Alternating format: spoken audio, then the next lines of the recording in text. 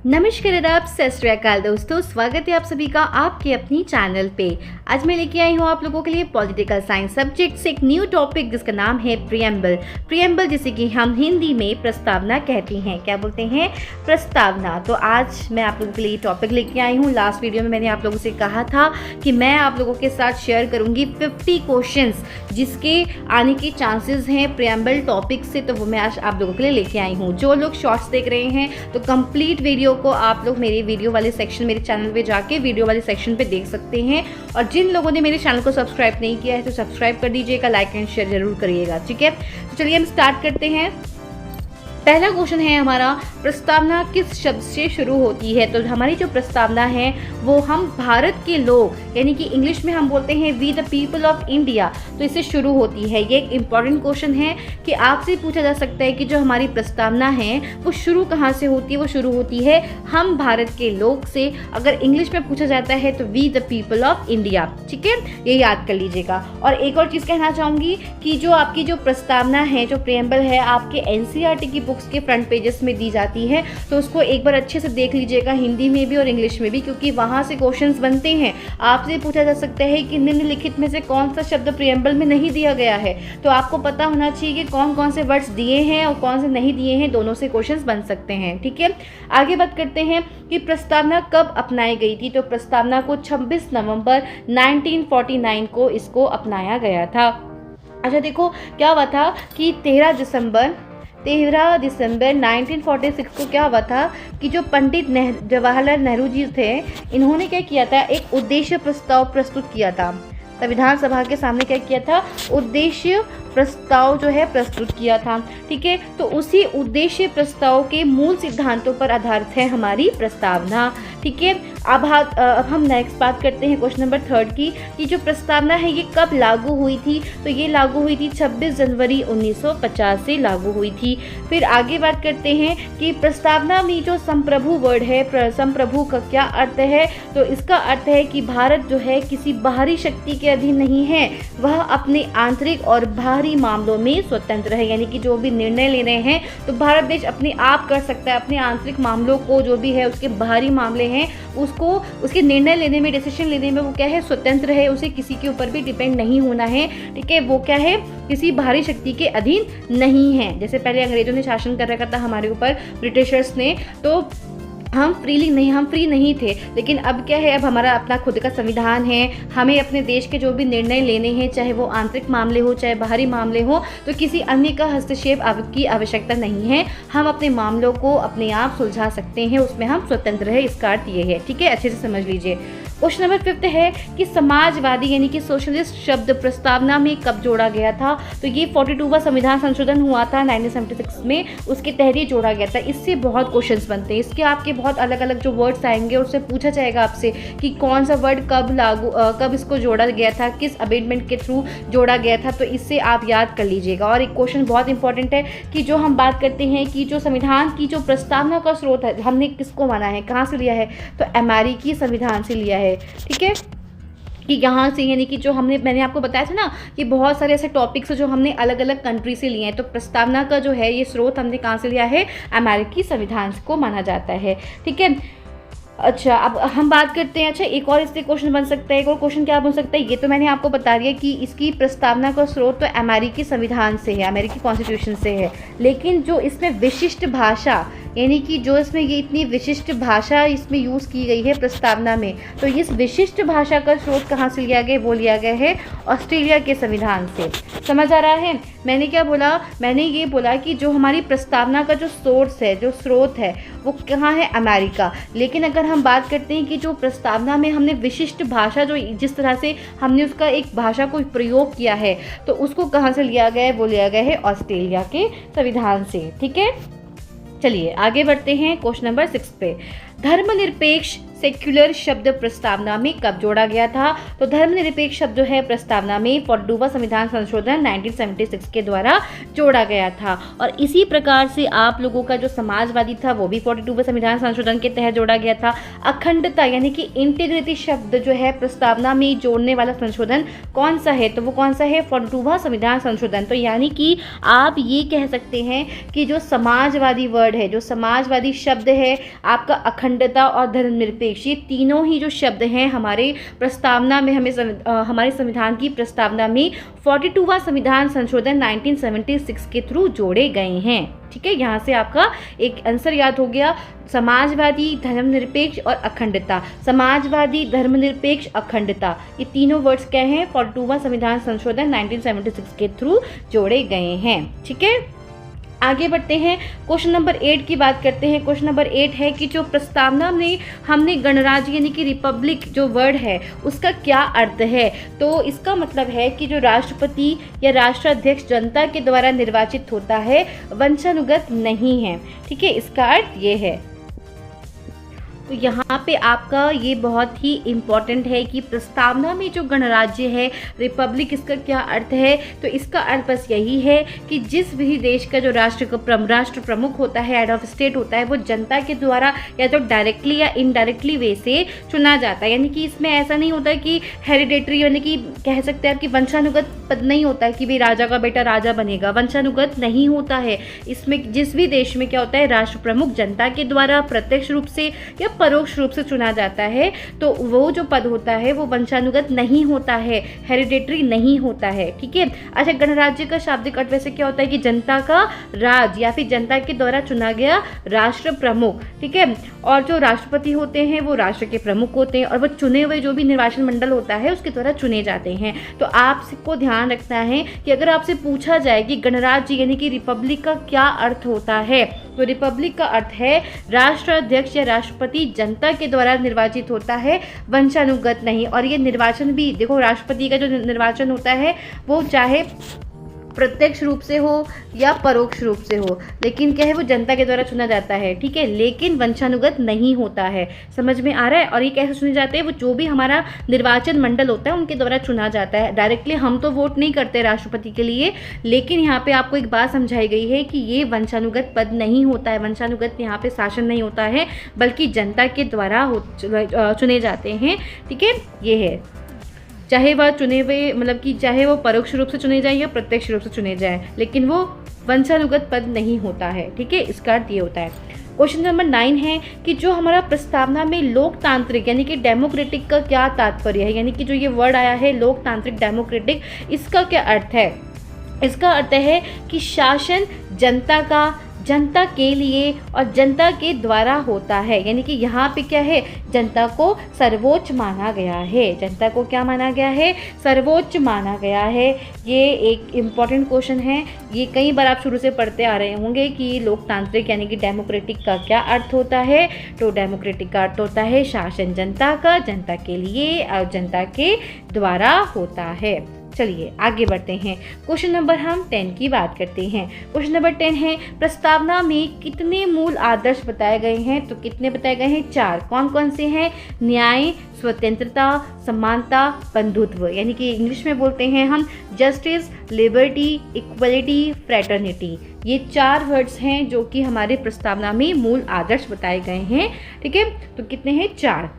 फिर 11 क्वेश्चन आता है, न्याय यानी कि जस्टिस के कितने रूप प्रस्तावना में बताए गए हैं? तो 3 हैं। सामाजिक, आर्थिक और राजनीतिक न्याय की बात करी गई है, यानी कि 3 जस्टिस के रूप बताए गए हैं प्रस्तावना में, सामाजिक, आर्थिक और राजनीतिक। ठीक है, क्वेश्चन नंबर 12 है हमारा, प्रस्तावना में स्वतंत्रता यानी कि लिबर्टी किन क्षेत्रों में दी गई है? तो किन क्षेत्रों में दी गई है? विचार में आपको दी गई है स्वतंत्रता, अभिव्यक्ति की स्वतंत्रता है, विश्वास की, धर्म श्रद्धा की, उपासना की स्वतंत्रता दी गई है आप लोगों को। ठीक है, आप लोगों को, हम सबको, देश के हर नागरिक को। क्वेश्चन नंबर 13 आता है कि प्रस्तावना में समानता यानी कि इक्वलिटी का क्या आशय है? तो इसका मतलब है कि प्रतिष्ठा और अवसरों की समानता, चाहे कोई किसी भी धर्म का हो, जाति का हो, चाहे किसी भी लिंग का हो, सबको समान अवसर दिए जाएंगे। ठीक है, प्रतिष्ठा और अवसरों की समानता होगी। क्वेश्चन नंबर 14 की बात करते हैं। क्वेश्चन नंबर 14 है हमारा कि प्रस्तावना में बंधुत्व यानी कि फ्रेटर्निटी सुनिश्चित करता है व्यक्ति की गरिमा और राष्ट्र की एकता व अखंडता को। क्वेश्चन नंबर 15 पे बात करते हैं कि प्रस्तावना किस विदेशी संविधान से लिया प्रेरित है? तो हमने बात की है कि प्रस्तावना किस विदेशी संविधान से प्रेरित है, वो है अमेरिकी संविधान से यानी कि यूएस कॉन्स्टिट्यूशन से।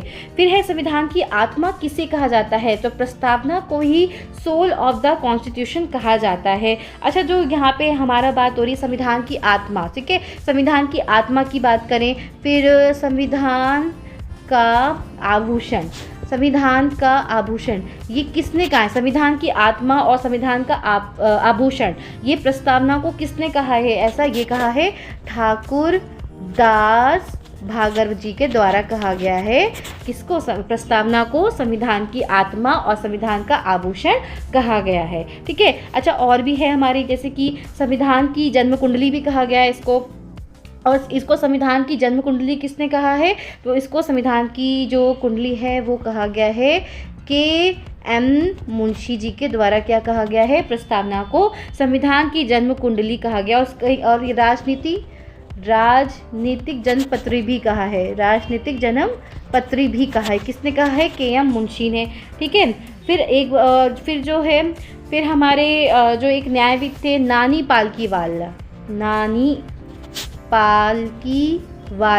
ठीक है, नानी पालकीवाला, इन्होंने क्या कहा? इन्होंने प्रस्तावना को संविधान का परिचय पत्र कहा है। क्यों कहा है परिचय पत्र? क्योंकि प्रस्तावना को पढ़ के ही हमें समझ में आ जाता है कि पूरे संविधान में किस चीज़ के बारे में बात करी गई है। ठीक है। अच्छा, एक और का पढ़ लेते हैं। एक और आते हैं कि हमारे जो आते हैं कृष्णा स्वामी अय्यर। ठीक है, कृष्णा स्वामी अय्यर जी ने क्या कहा है? संविधान की प्रस्तावना क्या है? हमारे दीर्घकालिक सपनों का विचार है। ये किसने कहा? ये है कृष्ण स्वामी अय्यर जी ने कहा है। ठीक है। इनका पूरा नाम है अल्लादी कृष्ण स्वामी अय्यर। इन्होंने क्या कहा है? संविधान की प्रस्तावना हमारे दीर्घकालीन सपनों का विचार है। ठीक है। तो ये आपसे ये भी पूछे जाते हैं कि आपको एक स्टेटमेंट दे दी और पूछा गया है कि ऐसा किसने कहा है, तो इसको ध्यान रखिएगा। फिर आगे बात करते हैं क्वेश्चन नंबर 17 में कि क्या प्रस्तावना संविधान का हिस्सा है? तो हाँ, क्या है? केशवानंद भारती केस 1973 में इसे संविधान का अंग घोषित किया गया था। ठीक है। संविधान का क्या घोषित किया गया था कि ये क्या है? संविधान का अंग है। फिर आगे हम बात करते हैं क्वेश्चन नंबर 18 की हम बात करते हैं। क्वेश्चन नंबर 18 क्या आता है हमारा कि जो प्रस्तावना है, प्रस्तावना मूल संरचना यानी कि बेसिक स्ट्रक्चर का भाग है या नहीं है? तो ये भी क्या है? हाँ, केशवानंद भारती केस के अनुसार क्या है? इसको प्रस्तावना को मूल संरचना का भाग माना गया है। किसका? संविधान का। फिर क्वेश्चन नंबर 19 आता है कि कौन सा केस कहता है कि प्रस्तावना संविधान का भाग नहीं है? तो कौन सा केस कहता है? रुकिए, यहाँ पे थोड़ा सा, हाँ, अमन जी ठीक कर दिया है। ठीक है। अब आंसर अलग से आपको देखिएगा। क्वेश्चन नंबर 19 के दोबारा से पढ़ लेते हैं कि कौन सा केस कहता है कि प्रस्तावना संविधान का भाग नहीं है? तो जो बेरूबारी यूनियन केस आया था 1960 में, उसके तहत क्या सुप्रीम कोर्ट ने कहा था कि जो प्रस्तावना है वो संविधान का हिस्सा नहीं है। लेकिन जो केशवानंद भारती केस आया था 1973 में, ठीक है, ये 1973 में आया था, तो इसमें सुप्रीम कोर्ट ने कहा कि जो प्रस्तावना है वो संविधान का अभिन्न हिस्सा है और इससे संविधान की प्रकृति व उद्देश्य समझे जाते हैं, इसलिए इसको क्या माना गया है? इसको संविधान का हिस्सा माना गया है। आपसे पूछा जा सकता है किस केस में नहीं माना है? तो किस केस में नहीं माना है? बेरीबारी यूनियन केस जो आया था 1960 में, उसको संविधान का भाग नहीं माना था। लेकिन 1973 में जब केशवानंद भारती केस आया था, उसमें इसे संविधान का अंग घोषित किया गया था। तो यहाँ से भी आपसे क्वेश्चन बन सकते हैं।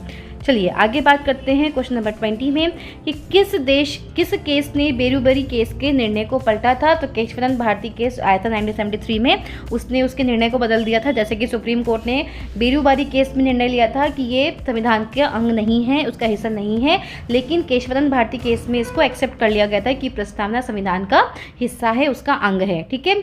अच्छा, क्वेश्चन नंबर 21 की बात करते हैं कि क्वेश्चन नंबर 21 है प्रस्तावना में हम वी का अर्थ क्या है। तो भारत की जनता ही संविधान की निर्माता और शक्ति का अंतिम स्रोत है। मैंने क्या कहा, प्रस्तावना में जो हम यानी कि जो वी वर्ड यूज़ हुआ है, जैसे हमने कहा ना कि we the people of India, तो वहाँ पे जो वी वर्ड आया है इसका क्या अर्थ है कि भारत की जनता ही संविधान की निर्माता और शक्ति का अंतिम स्रोत है, इसका ये अर्थ है। ठीक है, ये अर्थ भी समझते जाइएगा। आपसे पूछा जा सकता है कि 2-3 स्टेटमेंट दे दी और आपसे पूछा गया कि इसका क्या अर्थ है, तो कंफ्यूज नहीं होना है आपको, यहाँ पे अच्छे से इसका मीनिंग समझ लीजिए। क्वेश्चन नंबर 22 आता है कि प्रस्तावना मूल रूप से किस भाषा में लिखी गई थी। तो ये अंग्रेजी भाषा में लिखी गई थी, मूल रूप से पूछा है। ठीक है। फिर आता है कि प्रस्तावना किसके मूल उद्देश्यों को बताती है। तो संविधान सभा के उद्देश्य, लक्ष्य और दर्शन को बताती कि क्या सोच करके उन्होंने क्या क्या चीज़ों को शामिल किया है। तो आपको प्रस्तावना को पढ़ के ही आपको आइडिया लग जाता है। ठीक है, तो उसके मूल उद्देश्यों को बताती है प्रस्तावना। कौन कौन से? संविधान सभा के उद्देश्य, लक्ष्य और दर्शन को बताती है। क्वेश्चन नंबर 24 है कि प्रस्तावना किस प्रकार के राज्य की स्थापना की घोषणा करती है। तो प्रस्तावना संप्रभु, समाजवादी, धर्मनिरपेक्ष, लोकतांत्रिक गणराज्य की स्थापना की घोषणा करती है कि जो हमारा जो देश होगा वो किस प्रकार का होगा, संप्रभु होगा, समाजवादी होगा, धर्मनिरपेक्ष होगा, लोकतांत्रिक होगा और गणराज्य होगा। ठीक है, चलिए आगे बढ़ते हैं क्वेश्चन नंबर 25 पे कि प्रस्तावना का सबसे अंतिम शब्द क्या है। देखो यहाँ से क्वेश्चन बनते हैं, तो सबसे अंतिम शब्द क्या है? आत्मसमर्पित। आत्मसमर्पित क्या है कि सबसे अंतिम शब्द है, जिसको हम अडॉप्ट भी कहते हैं, इनैक्ट भी कहते हैं, and give to ourselves this constitution. ठीक है, तो ये लास्ट वर्ड है, अच्छे से पढ़ लीजिएगा, इंपॉर्टेंट है। ठीक है, शुरुआत भी पूछी जाती है, शुरुआत तो चलो सबको याद होती है, लेकिन लास्ट का याद नहीं होता, तो याद कर लीजिएगा। सबसे अंतिम शब्द है आत्मसमर्पित, और इंग्लिश में भी पढ़ लीजिएगा। क्वेश्चन नंबर 26 आता है कि संविधान सभा ने प्रस्तावना को अंतिम रूप कब दिया था। 26 नवंबर 1949 को, जिस दिन संविधान को अपनाया गया था। और आपको पता है कि 26 नवंबर को ही क्या किया गया था कि सबने सिग्नेचर किए थे उसमें, और कुछ आर्टिकल्स को तब लागू कर दिया गया था। ठीक है, और पूर्ण रूप से नहीं, आंशिक रूप से कुछ अनुच्छेदों को लागू कर दिया गया था, लेकिन पूर्ण रूप से 1950 में संविधान को लागू किया गया था। फिर आता है संविधान का जो मूल प्रारूप यानी कि ड्राफ्ट किसने तैयार किया था। तो जवाहरलाल नेहरू ने उद्देश्य प्रस्ताव ऑब्जेक्टिव रेजोल्यूशन रखा था, जिसे बाद में प्रस्तावना का रूप दिया गया था। क्वेश्चन नंबर 28 है प्रस्तावना में एकता और अखंडता किसका प्रतीक है। तो राष्ट्र एकता और क्षेत्र अखंडता के साथ साथ मानसिक एकता यानी कि भावनात्मक एकीकरण का भी प्रतीक है। ठीक है, क्वेश्चन नंबर 28 हमने कंप्लीट कर लिया है। क्वेश्चन नंबर 29 पे आते हैं कि क्या प्रस्तावना को स्वतंत्र रूप से लागू किया जा सकता है। क्या प्रस्तावना को स्वतंत्र रूप से लागू किया जा सकता है? नहीं, यह न्यायालय में प्रवर्तनीय इन्फोर्सेबल नहीं है, यह केवल संविधान की व्याख्या के लिए एक मार्गदर्शक है। इसे स्वतंत्र रूप से लागू नहीं किया जा सकता है, यह न्यायालय में प्रवर्तनीय नहीं है, इन्फोर्सेबल नहीं है, यह केवल संविधान की व्याख्या के लिए मार्गदर्शक है। ठीक है, क्वेश्चन नंबर 30 आता है प्रस्तावना संविधान की व्याख्या में कैसे उपयोगी है। तो जब संविधान की भाषा अस्पष्ट हो, व्याख्या में कैसे उपयोगी है कि जब संविधान की भाषा अस्पष्ट हो तो इसका उपयोग संविधान निर्माताओं की मंशा और मूल दर्शन को समझने में किया जाता है। क्वेश्चन नंबर 31 है कि प्रस्तावना में निहित अवसर की समानता किस अनुच्छेद में विस्तार पाती है। तो अवसर की समानता किस अनुच्छेद में विस्तार पाती है? अनुच्छेद 16 में, जिसमें कहा गया है कि लोक नियोजन के विषय में अवसर की समानता। ठीक है, चलिए आगे बढ़ते हैं क्वेश्चन नंबर 32 पे कि विचार और अभिव्यक्ति की स्वतंत्रता किस मौलिक अधिकार में मिलती है। तो ये मिलती है आपको अनुच्छेद 19(1)(a) वाक एवं अभिव्यक्ति की स्वतंत्रता। वाक एवं अभिव्यक्ति की स्वतंत्रता मौलिक अधिकारों में आपके है ना, फंडामेंटल राइट्स जो आते हैं, तो उसमें आपको दिया गया है विचार की और अभिव्यक्ति की स्वतंत्रता की बात की गई है कि आप लोग को विचार स्वतंत्रता की आपको स्वतंत्रता है, आप सम्मेलन कर सकते हैं लेकिन बिना हथियार के करेंगे, आप कहीं पे भी देश के किसी भी कोने में जा सकते हैं, रह सकते हैं, रोजगार सकते हैं। बस क्या है, शर्त क्या है कि आप कोई भी राष्ट्र के विरुद्ध कुछ भी कार्य नहीं करेंगे, है ना। मौलिक अधिकारों में इन सब चीज़ों की बात करी गई है। तो आपसे क्वेश्चन पूछा गया है कि विचार और अभिव्यक्ति की स्वतंत्रता किस मौलिक अधिकार में मिलती है? वो मिलती है अनुच्छेद 19(1) के ए वाले पार्ट में, ठीक है, वाक्य एवं अभिव्यक्ति की स्वतंत्रता। क्वेश्चन नंबर 33 है, प्रस्तावना में वर्णित न्याय का विचार संविधान के किन भागों से संबंधित है? तो ये है हमारे मौलिक अधिकार यानी कि फंडामेंटल राइट्स और राज्य के नीति निर्देशक तत्व यानी कि डीपीएसपी से संबंधित है, ठीक है। डीपीएसपी किस पे आता है? आपके भाग 4 में आता है ना। पहले में क्या है, आपके राज्य के बारे में बताया गया है ना। सेकंड में सिटीजनशिप के बारे में, थर्ड में फंडामेंटल राइट्स हैं, फोर्थ में डीपीएसपी आता है और फिर फोर्थ ए पार्ट में आता है आपके कर्तव्य आते हैं, फंडामेंटल ड्यूटीज़ आते हैं। सही बोल रही हूँ ना मैम? ठीक है, इसमें आता है। तो प्रस्तावना में वर्णित न्याय का विचार संविधान के किन भागों से संबंधित है? तो न्याय का विचार किससे संबंधित है? मौलिक अधिकार, फंडामेंटल राइट्स और राज्य के नीति निर्देशक तत्व से संबंधित है। आगे बात करते हैं, प्रस्तावना में बंधुत्व को मजबूत करने के लिए किस अनुच्छेद में प्रावधान है? तो अनुच्छेद 51A में क्या है? बंधुत्व को मजबूत करने के लिए अनुच्छेद 51A में प्रावधान है, जैसे कि मौलिक कर्तव्य, विशेषकर राष्ट्रीय एकता को बढ़ावा देना। क्वेश्चन नंबर 35 है, 42वें संविधान संशोधन ने प्रस्तावना के किस भाग में परिवर्तन किया है? तो राज्य की प्रकृति से संबंधित शब्दों में परिवर्तन जोड़े गए 3 शब्द कौन कौन से थे? समाजवादी, धर्मनिरपेक्ष, अखंडता। याद कर लीजिए कि संविधान जो 42वां संविधान संशोधन हुआ था तो उसने प्रस्तावना के किस भाग में परिवर्तन किया है? तो कौन से 3 शब्द जोड़े गए थे? वो जोड़े गए थे समाजवादी, धर्मनिरपेक्ष, अखंडता। समाजवादी, धर्मनिरपेक्ष, अखंडता। समाजवादी, धर्मनिरपेक्ष, अखंडता। ठीक है, इसको अच्छे से पढ़ लीजिएगा। क्वेश्चन नंबर 36 आता है हमारा, भारतीय संविधान की प्रस्तावना किस आदर्श से रहित है? तो किस आदर्श से रहित है? न्याय के आर्थिक आयाम की बात है, पर बंधुत्व के आर्थिक आयाम का स्पष्ट उल्लेख नहीं किया गया है उसमें, ठीक है। न्याय की आर्थिक आयाम की बातें, न्याय से रिलेटेड तो चीज़ें उसमें कही गई है, लेकिन आर्थिक आयाम यानी कि इकोनॉमिक फ्रैटर्निटी के बारे में उसमें स्पष्ट रूप से उल्लेख नहीं किया गया है, ठीक है। तो ये क्या है? इस आदर्श से रहित है। क्वेश्चन नंबर 37 आता है कि प्रस्तावना में संप्रभु के पीछे कौन सा सिद्धांत है? तो संप्रभु के पीछे जनसत्ता का यानी कि पॉपुलर सोवरेनिटी अर्थात शक्ति का स्रोत जनता में निहित है, ये सिद्धांत निहित है संप्रभु के पीछे, ठीक है। यानी कि जो ये वर्ड यूज़ किया गया है तो इसका मतलब क्या है? एक तरह से इसके पीछे कौन सा सिद्धांत है? यही है कि शक्ति का स्रोत जनता में निहित है, ठीक है।